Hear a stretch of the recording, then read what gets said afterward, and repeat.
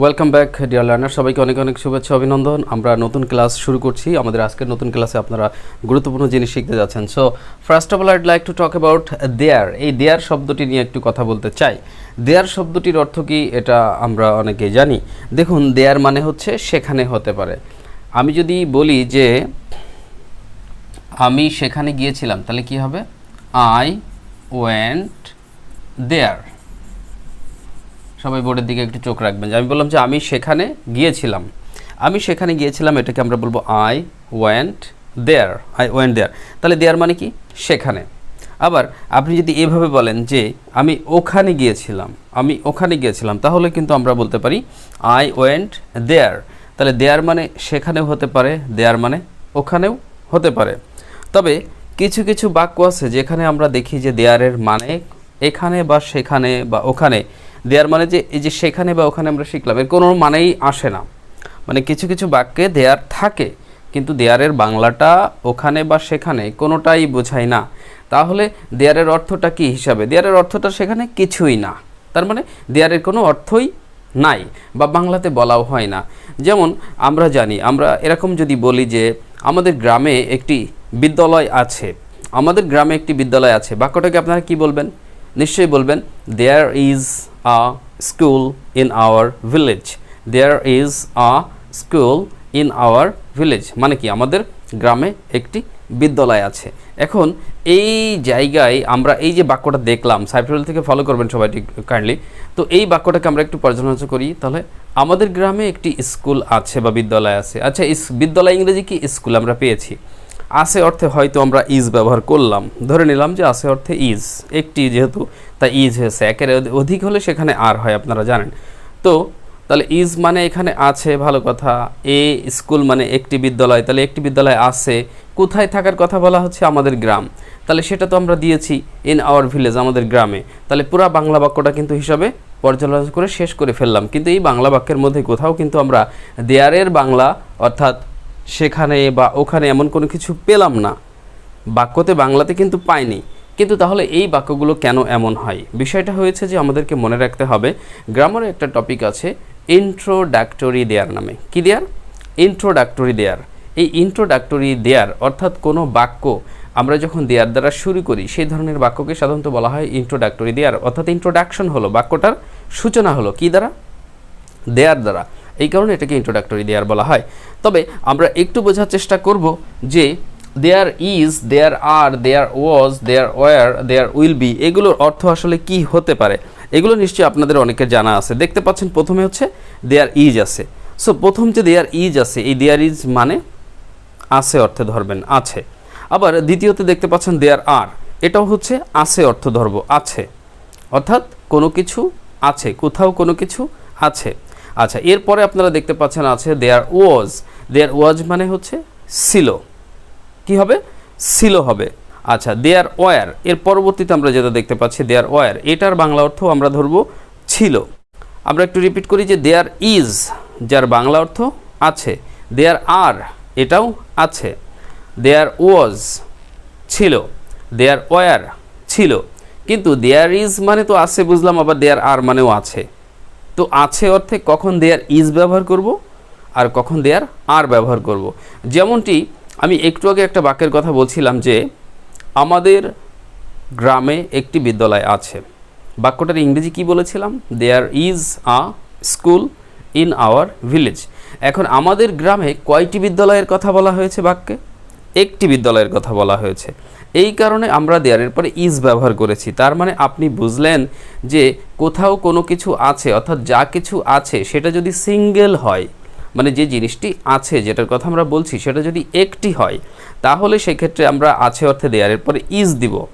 আর একের অধিক কোনো কিছু আছে, কোথাও একের অধিক কোনো কিছু আছে, এইরকম থাকলে দেয়ারের পরে আমরা আর ব্যবহার করব।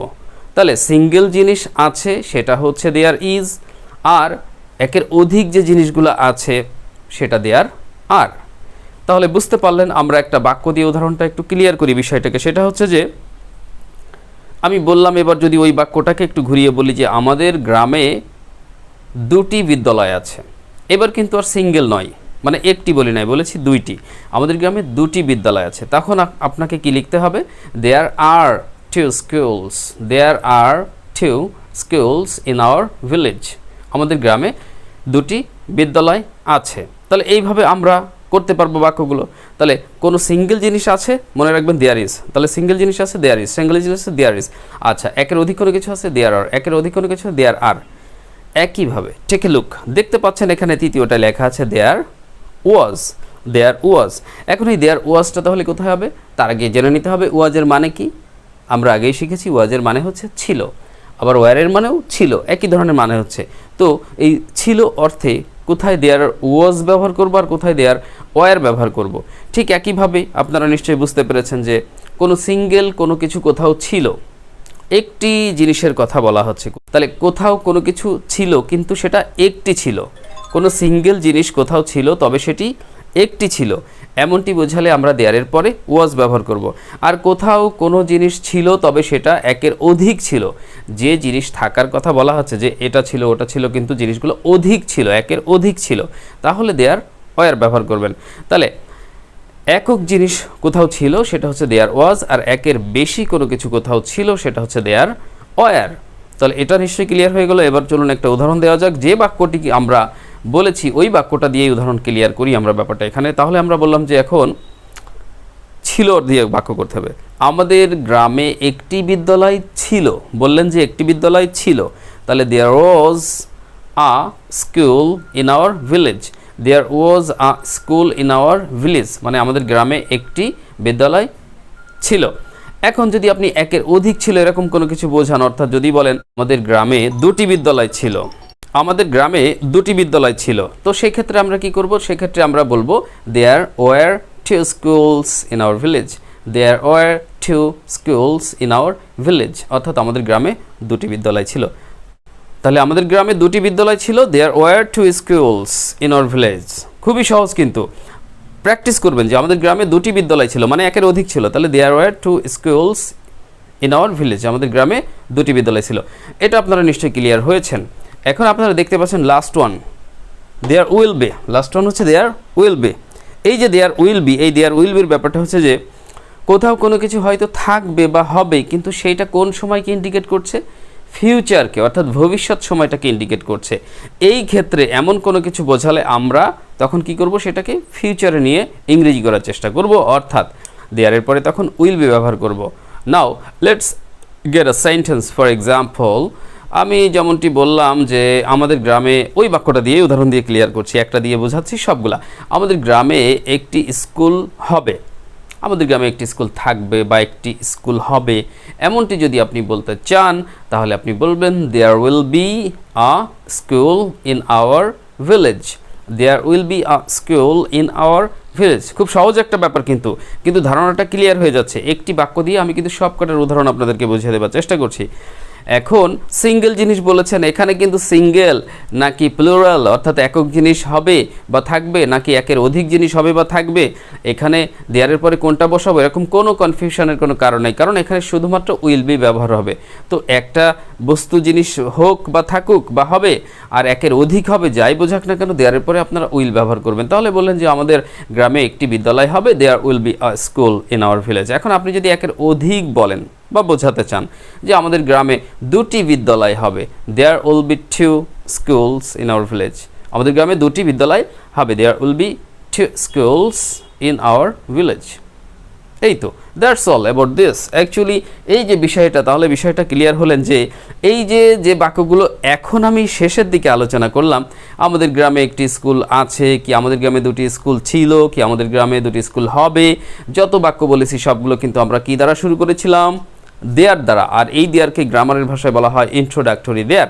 আর ইন্ট্রোডাক্টরি দেয়ার যখন কোনো বাক্যে ব্যবহার হয় তাহলে সেই ক্ষেত্রে আমরা বুঝবো ওই দেয়ার শব্দটির অর্থ সেখানে ওখানে এমন কোনো অর্থ সেটা বহন করে না, তবে ওই দেয়ার দ্বারা কোথায় জিনিসটা আছে, ছিল বা হবে সেইটাকে ইন্ডিকেট করে। যেমনটি জায়গা কোথায় বলেছিলাম যে স্কুল আছে, স্কুল ছিল, স্কুল হবে, এরকম কোন জায়গার কথা বলেছিলাম? শহরে, গ্রামে, অন্য কোনো জেলায় না দেশে? আমি বলেছিলাম গ্রামে। তার মানে এই যে যত বাক্য আমি দেয়ার দ্বারা শুরু করলাম, এই প্রত্যেকটা দেয়ার কিন্তু ওই গ্রামটাকেই ইন্ডিকেট করেছিল, ওই জায়গাটাকে। তার মানে বুঝতে পারছেন হিসেবে কোনো জায়গাকে ইন্ডিকেট করছে, বাট ডিরেক্টলি এখানে আমরা দেয়ারের বাংলা অর্থ সেখানে ওখানে এরকমভাবে ধরতে পারবো না, তাহলে ব্যাপারটা ভুল হবে। সো গাইজ, আমার মনে হয় যে দেয়ারের মোটামুটি ব্যবহারটা সম্পর্কে আপনাদের ধারণাটা ক্লিয়ার হলো আলহামদুলিল্লাহ। আর যারা বাসায় বসে মনে করছেন যে স্যার আমি সহজে ফুল স্পোকেন ইংলিশ কোর্সটা কমপ্লিট করতে চাই, আপনাদের কোর্সের বইটা আমি নিতে চাই, আমার হাতে রয়েছে, আপনারা আমাদের এই স্পোকেন ইংলিশ ফুল কোর্সের বইটি অবশ্যই সংগ্রহ করবেন এবং এটা বাসায় রাখবেন, কিংবা আপনার অফিসে আপনি কিংবা আপনার পরিবারের যে কেউ এটা প্র্যাকটিস করে খুব সহজেই 2 থেকে 3 মাসের মধ্যে মোটামুটি ইনশাআল্লাহ মোটামুটি ভালো মানের স্পিকিং শিখতে পারবেন, যেটা ইতোমধ্যে অনেকেই করেছে। সো যদি কোর্স করে নিতে চান নিজে বাসায় বসে ফুল স্পোকেন ইংলিশ কোর্স, তাহলে এই বইটি আপনার জন্য আপাতত যথেষ্ট ইনশাআল্লাহ। সাথে ভিডিও ক্লাসও নেবেন, বই পাঠানোর পরে ভিডিও ক্লাসও আপনাকে পাঠানো হবে। কোর্স করবেন বাসায় বসে বা আপনার নিজের অফিসে বসে, নিজের সুযোগ সুবিধা মতো সময় ব্যবহার করবেন ইনশাআল্লাহ। সো যাদের প্রয়োজন তারা নক করবেন। আর বইয়ের জন্য দেখতে পাচ্ছেন স্ক্রিনে যে আমি দিয়ে রেখেছি 01922331111। সো স্ক্রিনে দেওয়া নাম্বারে, আমাদের বোর্ডেও তো আছে, পাশাপাশি আমাদের বোর্ডে যেহেতু কন্ট্যাক্ট নাম্বার দেওয়া রয়েছে 01922331111, এই নাম্বারে আপনারা ইমো হোয়াটসঅ্যাপও পাবেন, পাশাপাশি কল করেও কথা বলতে পারেন যারা বই নিতে আগ্রহী। সো স্ক্রিনে দেওয়া নাম্বারে অবশ্যই বা বোর্ডে দেওয়া নাম্বারে অবশ্যই আপনারা কল করুন এবং বইটি সংগ্রহ করে স্পোকেন ইংলিশ কোর্স শুরু করে দিন ইনশাআল্লাহ। ওকে, আর আমরা হয়তো নেক্সট সেশনে, অক্টোবর সেশনে নতুন কোর্স শুরু করব, হয়তো ভাবছি এরকম একটা প্ল্যান আছে। যারা কোর্স করে নিতে চান আমাদের কাছে স্পেশালভাবে অনলাইনে, হয়তো কোর্সে ফি মাত্র 3 থেকে 4 হাজার টাকার মধ্যেই রাখা হবে, 4-এর ঊর্ধ্বে নয়, এরকম একটা প্ল্যান আমাদের রয়েছে। যারা কোর্স করতে আগ্রহী তারা আমাদেরকে অবশ্যই প্রি বুকিং করে রাখবেন, অর্থাৎ আমাদের ইমো হোয়াটসঅ্যাপ নাম্বারে আপনার নাম, কন্ট্যাক্ট নাম্বার, অ্যাড্রেস এগুলো মেসেজ করবেন, আর সাথে লিখবেন আমি অক্টোবরের সেশনে অনলাইন কোর্সে ভর্তি হতে চাই আপনাদের কোর্সে। ইনশাল্লাহ আমরা সময় মতো আপনাকে জানিয়ে দিব, এবং যখন আমরা নক করব জানাবো তখন আপনি কোর্সের ফিস সেন্ড করবেন। এরপরে ইনশাল্লাহ সময় মতো আমাদের ক্লাসটাও শুরু হয়ে যাবে, যদি স্পেশালি আমার কাছে আপনার কোর্স করতে চান। So guys, that's all for today. মোটামুটি সব তথ্য দিয়ে দিলাম। আর ভিডিওটি ভালো লাগলে প্লিজ লাইক, কমেন্ট এবং শেয়ার করতে ভুলবেন না। অবশ্যই মনে করে একটি লাইক দিবেন। আর আমাদের নতুন ভিউয়ার হয়ে থাকলে আমাদের চ্যানেলে অবশ্যই সাবস্ক্রাইব করে রাখবেন, আর সঙ্গেই থাকুন। মাত্র 2 থেকে 3 মাস কানেক্টেড থাকুন, ভালো ইংরেজি শিখুন। আল্লাহ তাআলা সবাইকে সফল করুক। সো গাইস, আজকে আপাতত এখানে শেষ করছি। আর সবাই ভালো কাজ করুন, 5 ওয়াক্ত নামাজ কালাম করুন, ইংরেজিটা ভালো করে শিখুন, নিজের ভালো ক্যারিয়ার করুন। ওয়ান্স এগেন আসসালামু আলাইকুম রহমতুল্লাহ। Have a lovely day.